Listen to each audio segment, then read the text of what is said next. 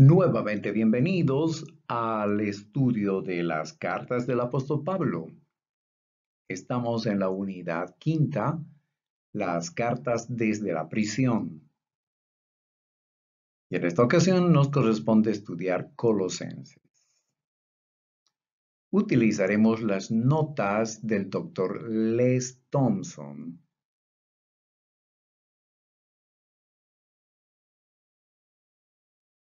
La organización de la epístola.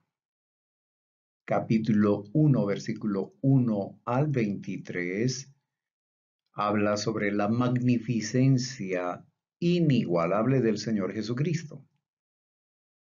Capítulo 1, versículo 24 al capítulo 3, versículo 4, encontramos los inquietantes sustitutos espirituales falsos. Capítulo 3, versículo 5 al capítulo 3, versículo 11, los pecados que obstruyen nuestro crecimiento. Capítulo 3, versículo 12 al 4:18, la vida que es vivida en alegre obediencia.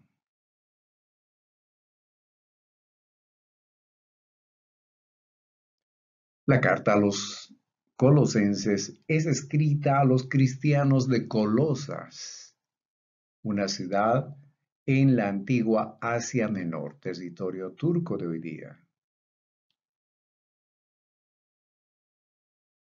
Aquí vemos entonces en la parte central la ciudad de Colosas. La Biblia dice, se apartó Pablo de ellos y separó a los discípulos discutiendo cada día en la escuela de uno llamado Tirano. Entre los estudiantes estaba Epafras.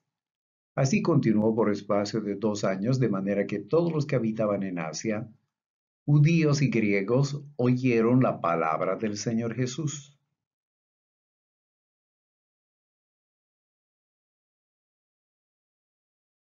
Las palabras introductorias en la carta a los Colosenses. Capítulo 1, versículo 1 y 2, y también en los versículos 9 y 10. Él dice, Pablo, apóstol de Jesucristo por la voluntad de Dios, a los santos y fieles hermanos en Cristo que están en Colosas. Gracia y paz sean a vosotros de Dios nuestro Padre y del Señor Jesucristo. Y en los versículos 9 y 10, no cesamos de orar por vosotros y de pedir que seáis llenos del conocimiento de su voluntad en toda sabiduría e inteligencia espiritual, para que andéis como es digno del Señor. Entonces vemos aquí el propósito también que está escrito con zogo, para que anden como es digno del Señor.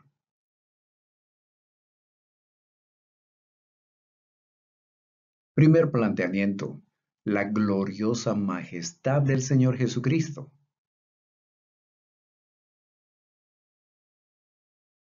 Lo que hizo Jesucristo por nosotros los seres humanos. Y a vosotros también que erais en otro tiempo extraños y enemigos en vuestra mente, haciendo malas obras, ahora os ha reconciliado en su cuerpo de carne por medio de la muerte, para presentaros santos y sin mancha e irreprensibles delante de él.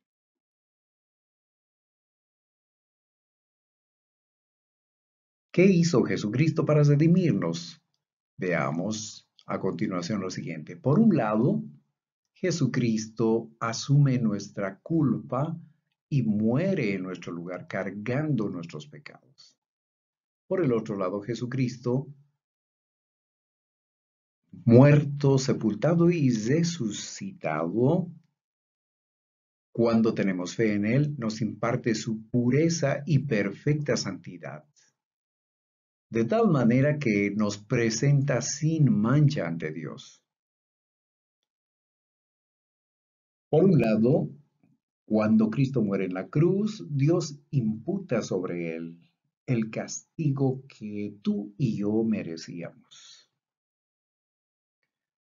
Por otro lado, cuando creemos en Cristo, Dios nos imputa la perfección de Cristo y nos ve sin mancha. Es decir, nos atribuye nos otorga, eso quiere decir la palabra imputación. Podemos ver una explicación, una ampliación sobre estas ideas en Romanos 4, 3, versículos 5, 6, 9 y 21 al 24. No olvidemos que las palabras contado, atribuido e imputado significa beneficios declarativos de Dios. Son los beneficios declarativos de nuestro Señor. Así que este es el gran programa de la reconciliación.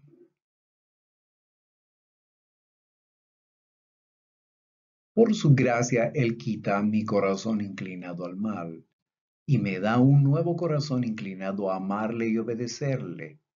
Ezequiel 36:26. Segunda Corintios 5:17 no en vano dice, si alguno está en Cristo, nueva criatura es, las cosas viejas pasaron, he aquí son hechas nuevas.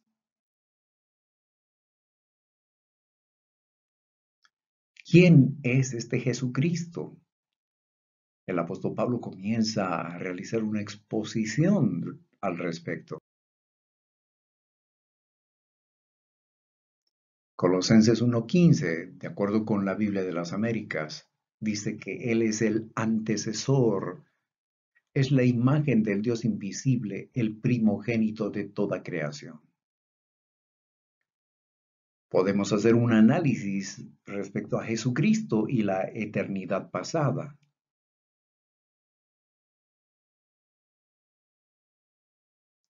El Señor Jesús es Dios hecho hombre.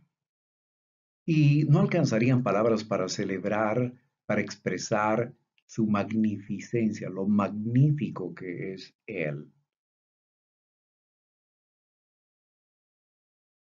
Él es el Hijo de Dios. Yo soy lo que era. Dios, dice Jesús. Yo no era lo que soy, hombre. Ahora soy llamado por ambos nombres, Dios y hombre. Una antigua leyenda en latín relacionada con nuestro Señor Jesucristo. Jesús es el primogénito de toda creación, pero Él no es creado. Hay que entender muy bien lo que significa la palabra primogénito. Primogénito o prototocos quiere decir que Cristo es antes de y por encima de toda la creación. Por ser el representante del Padre, Él es el de mayor rango. Posee los privilegios únicos del Hijo heredero. Es el soberano Señor que poderosamente gobierna. Es el Dios hombre. Jesús es Dios en todo el sentido de esa palabra. A su vez, es igualmente hombre en todo el sentido de esa palabra. Su deidad y su humanidad son distinguibles, a la vez inseparables. Así que Cristo es Dios y hombre al mismo tiempo, pero cada parte de su naturaleza tiene los atributos normales correspondientes. Dios hecho hombre.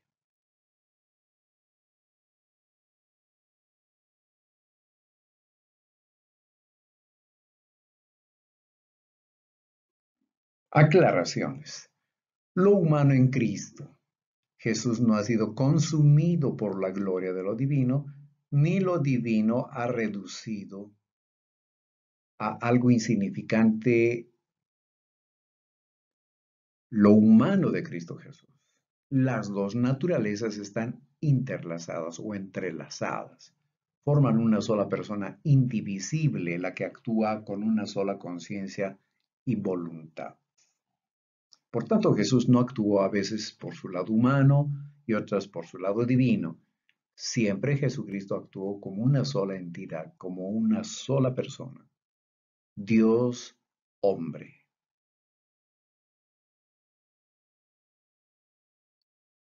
Ejemplos de Juan Crisóstomo. Dice él, no pienso en Cristo como si solo fuera Dios o solo hombre, sino que es Dios y hombre a la vez. Sé que tuvo hambre y también que con 5 panes dio de comer a 5.000. Sé que tuvo sed y a su vez convirtió el agua en vino. Sé que fue transportado en un barco, aunque también caminó sobre las aguas. Sé que murió en la cruz y sé también que resucitó de entre los muertos. Sé que se sentó ante Pilato y sé también que está sentado a la diestra del Padre. Sé que fue apedreado por los hombres y que fue adorado por los ángeles. Atribuyo algunos de esos sucesos a su humanidad y otros a su divinidad. A la vez, por razones como estas, asevero que Jesús es igualmente Dios e igualmente hombre, dice Juan Crisóstomo.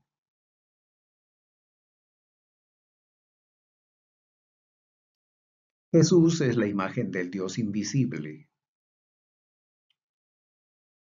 Imagen, es decir, la réplica de Dios en forma humana.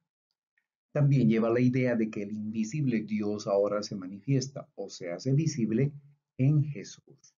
A su vez, indica la preexistencia de Jesucristo. Así que la naturaleza del ser divino se revela en él perfectamente. Esto lo podemos verificar en San Juan 1, versículo 18. Cual espejo, el agua da un reflejo perfecto del paisaje que les rodea. Así también Jesús es la imagen del Dios invisible.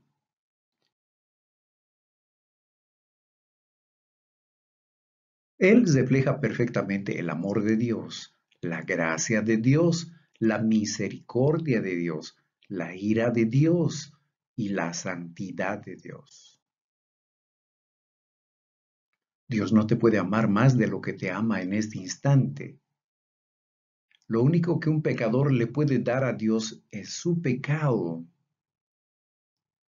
Nunca pidas justicia de Dios, pide su misericordia.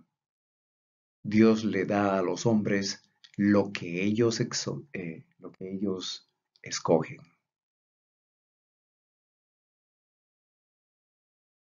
Colosenses 1:16. Es el Creador, porque en Él fueron creadas todas las cosas, tanto en los cielos como en la tierra, visibles e invisibles, ya sean tronos o dominios o poderes o autoridades, todo ha sido creado por medio de Él y para Él. Es Dios de la creación y por ser su creador, es Señor de la creación. Todo lo que existe en su totalidad, incluye los poderes visibles e invisibles, está ahora mismo bajo su glorioso mando, su jurisdicción.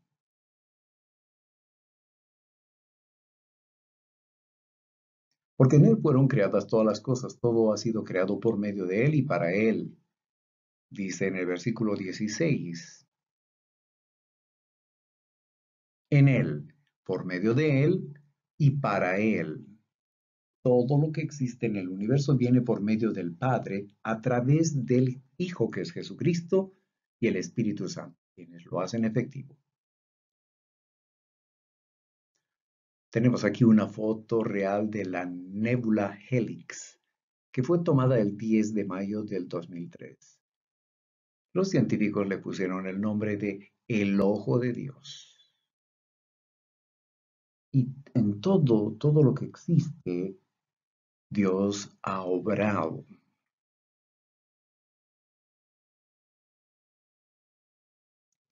Isaías 45, 5 al 7. Yo soy el Señor y ninguno más hay. No hay Dios fuera de mí.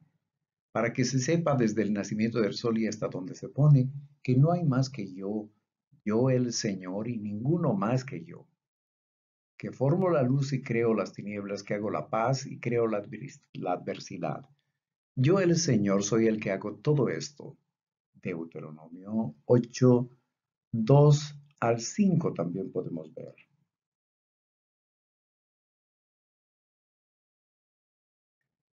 Y Él es antes de todas las cosas y en Él todas las cosas permanecen. Versículo 17.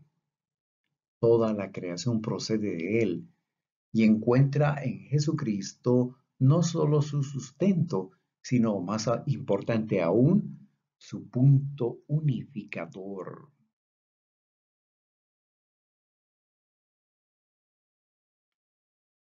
5. Cristo es creador de todas las cosas, incluso del tiempo. Hechos 17. Y de una sangre ha hecho todo el linaje de los hombres, para que habiten sobre toda la faz de la tierra, y les ha prefijado el orden de los tiempos y los límites de su habitación.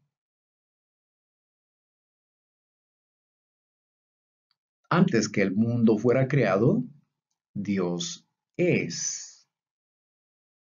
Antes que el mundo fuera creado, Cristo es. Cuando enseñes a los niños y te toque hablar del nacimiento de Cristo en Belén, recuérdales que Cristo ya existía, que más bien Él bajó del cielo y por el Espíritu Santo, pues pudo nacer a través de María. No debes olvidarlo nunca. No debes olvidar enseñar de esa manera, de lo contrario los niños tendrán una idea equivocada de Jesús, una idea parcial. Ellos van a creer de que Jesús es solamente un ser humano. No olvides que Cristo habita desde la eternidad.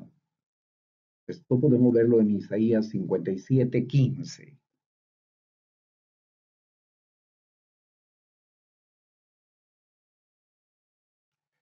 Con el acto divino de la creación, Dios da inicio a lo que llamamos tiempo. Recuerda que Dios no está sujeto al tiempo, sino más bien con el acto creativo, Dios echó a andar el reloj, podríamos decir. Él inició el tiempo.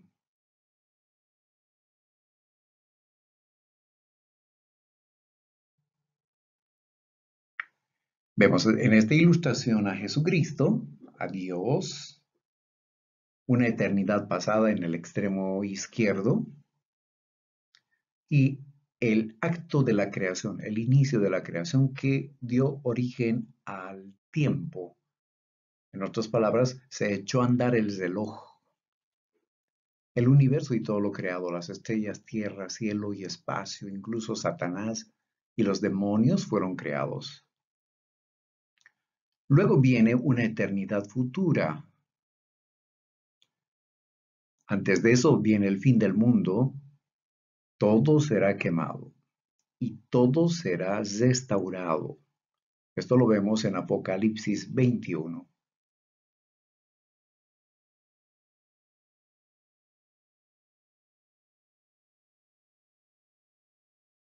El Trino Dios, por ser eterno, existe fuera del tiempo. El tiempo es su creación y lo usa como Él desea usarlo. Por solo 33 años Jesucristo se hizo parte del tiempo. Fue exaltado al trono de Dios. Todo, presente, pasado, futuro, está inmediata y detalladamente ante su divina, su gloriosa presencia.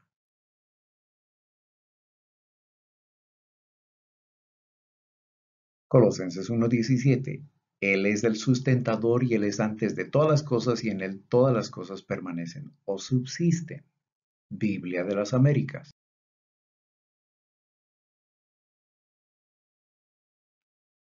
Pablo nos recuerda que Jesucristo es eterno con el Padre, que es todopoderoso como el Padre. Con la palabra de su boca manda, habla y las cosas existen. Jesucristo como creador es la causa detrás de todas las causas. Jesucristo es el que sustenta, ordena y mantiene todo lo que hay. Un pasaje paralelo, Hebreos 1:1 al 3. Dios habiendo hablado hace mucho tiempo, en muchas ocasiones y de muchas maneras a los padres por los profetas, es decir, los que escribieron los libros que llamamos Antiguo Testamento, en estos últimos días nos ha hablado por su Hijo, a quien constituyó heredero de todas las cosas, por medio de quien hizo también el universo. Él es el resplandor de su gloria y la expresión exacta de su naturaleza, y sostiene todas las cosas por la palabra de su poder. Después de llevar a cabo la purificación de los pecados, se sentó a la diestra de la majestad en las alturas.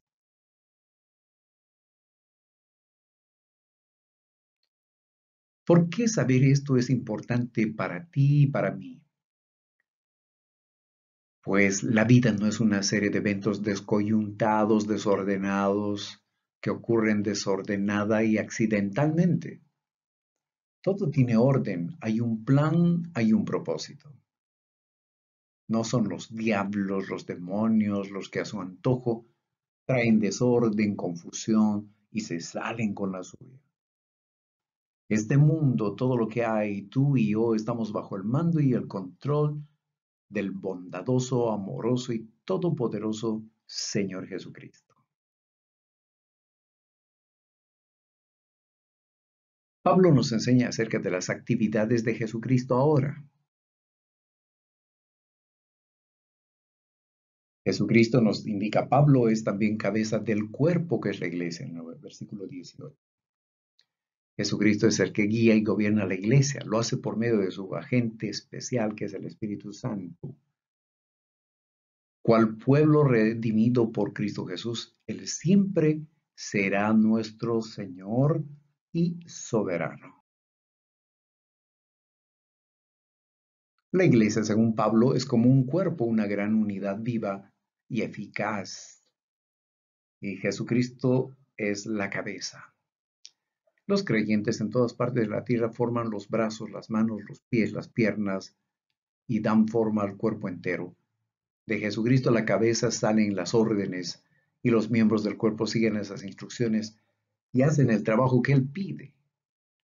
Del Cristo resucitado emana la vida que fluye a cada parte del cuerpo para hacerla un organismo vital, vibrante y gloriosamente eficaz. Podemos ver 1 Corintios 12, 12 al 27 y Romanos 12, versículo 4. Y el texto sigue diciendo que es el Cristo resucitado, el primogénito de entre los muertos, quien es la cabeza de la iglesia, y añade, a fin de que Él tenga en todo la primacía, es decir, como vencedor de la muerte, asegura a su iglesia que Él la llevará a una eternidad segura y gloriosa.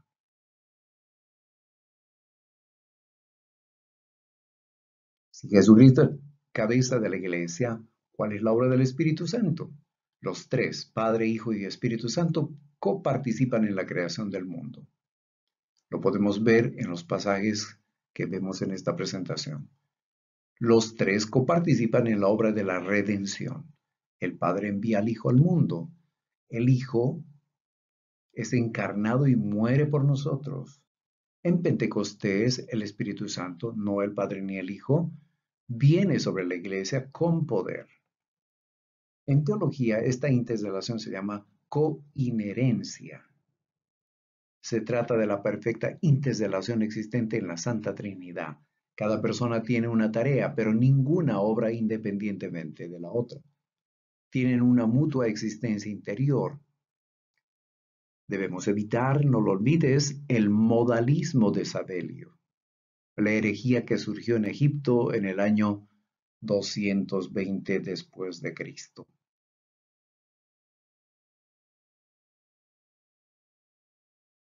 ¿Cómo obra el Espíritu Santo? Él es enviado al mundo por Jesucristo y el Padre. No viene por su propia cuenta. Representa la dádiva de Dios de poder espiritual y moral para cada miembro de la iglesia. Romanos 8. Esto les permite vencer el pecado, vivir de acuerdo a la voluntad de Dios y hacer la obra de Dios con poder sobrenatural. Romanos 8, 14 y 15.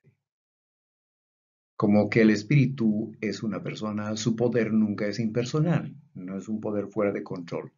Más bien es dirigido de manera inteligente, de acuerdo a la divina voluntad de Dios, al plan del Señor y a su propósito. Hace que las personas realicen, por ejemplo, varias cosas.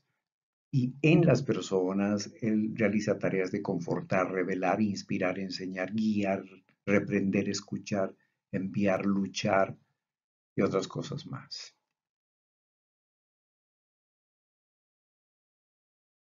¿Hacia qué fin obra el Espíritu Santo de Dios? Nos enseña como hijos de Dios que diciéndole no a la impiedad y los deseos mundanos, vivamos en este mundo sobria, justa y piadosamente, aguardando la esperanza bienaventurada, la manifestación de la gloria de nuestro gran Dios y Salvador Jesucristo, quien se dio a sí mismo por nosotros para redimirnos de toda iniquidad y purificar para sí un pueblo propio, celoso de buenas obras, así dice Tito 2, 11 al 14.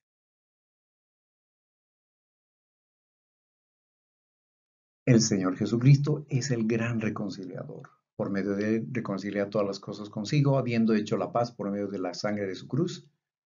Por medio de él, repito, ya sean las que están en la tierra o las que están en los cielos. Versículo 20.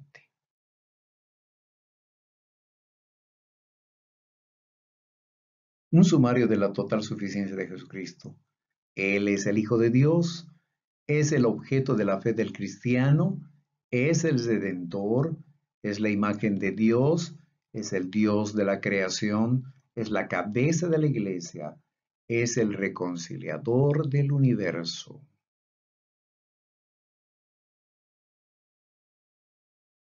En él habita corporalmente la plenitud de la deidad, versículo 9 del capítulo 2. Es la cabeza de todo principado y potestad. 2:10. En él están escondidos todos los tesoros de la sabiduría y del conocimiento. 2:3. En la cruz conquistó todos los poderes cósmicos y el mal. Capítulo 2, versículo 15 de Colosenses. En él estamos escondidos en Dios por toda la eternidad. Capítulo 3, versículos 3 y 4. Todo lo que soy, todo lo que tengo y todo lo que espero descansa en Jesucristo. Al conocer quién es Él y todo lo que es, me siento seguro en sus amantes brazos.